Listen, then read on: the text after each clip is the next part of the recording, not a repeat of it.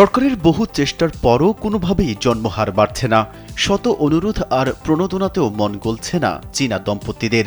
এমন অবস্থায় চীন সরকার ভাবছেন, মানুষ দিয়ে যখন হচ্ছে না, তখন লোহা লক্করই ভরসা। জন্মহারের পতন ঠেকাতে ব্যর্থ হয়ে বেজিং এবার মানুষের আশা ছেড়ে পুরোপুরি রোবটের দিকেই ঝুঁকছে। চীনের জন্মহার ইতিহাসের সর্বনিম্ন পর্যায়ে নেমে যাওয়ায় দেশটির বিশাল শ্রমবাজার ও অর্থনীতি বড়সড় ধাক্কার মুখে পড়তে যাচ্ছে। কাজ করার মতো মানুষ নেই, উল্টো বাড়ছে পেনশনভোগী বয়স্ক মানুষের সংখ্যা। এই মহাবিপদ থেকে বাঁচতে চীন এবার বিশ্বের সবচেয়ে বড় রোবট বিপ্লব ঘটাচ্ছে।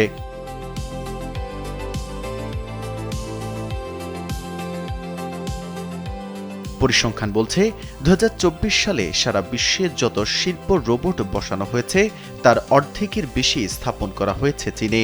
বৈদ্যুতিক গাড়ি থেকে শুরু করে সোলার প্যানেল সবকিছুই এখন তৈরি হচ্ছে অটোমেটেড বা স্বয়ংক্রিয় প্রযুক্তিতে, যা বিশ্ববাজারে চীনের বাণিজ্য বৃত্ত ধরে রাখতে সাহায্য করছে।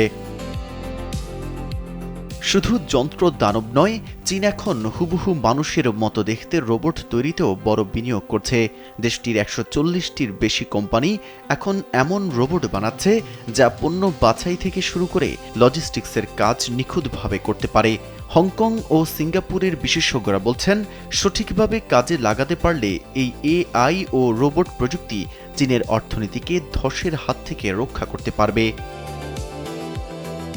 তবে যন্ত্রের এই উত্থানে মানুষের পেটে লাথি পড়ার আশঙ্কা প্রবল। অর্থনীতিবিদরা সতর্ক করে বলছেন, উৎপাদন খাতের প্রায় ৭০% শ্রমিক এই পরিবর্তনের কারণে প্রভাবিত হতে পারেন। রোবট বা এআই উৎপাদনশীলতা বাড়ালেও স্বল্পমেয়াদে তা সাধারণ শ্রমিকদের বেকারত্বের কারণ হয়ে দাঁড়াতে পারে। মেহেদী হাসান, কালবেলা।